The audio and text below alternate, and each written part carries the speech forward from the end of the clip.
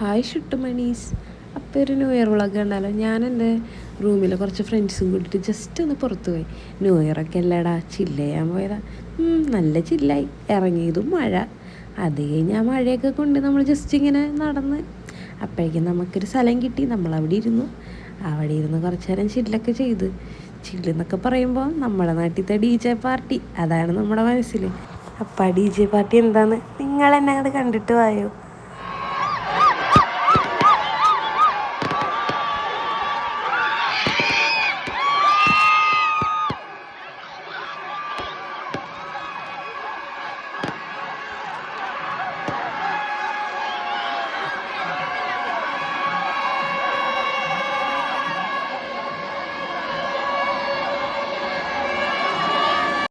കണ്ടില്ലേടാ, ഇതായിരുന്നു അവിടുത്തെ DJ party.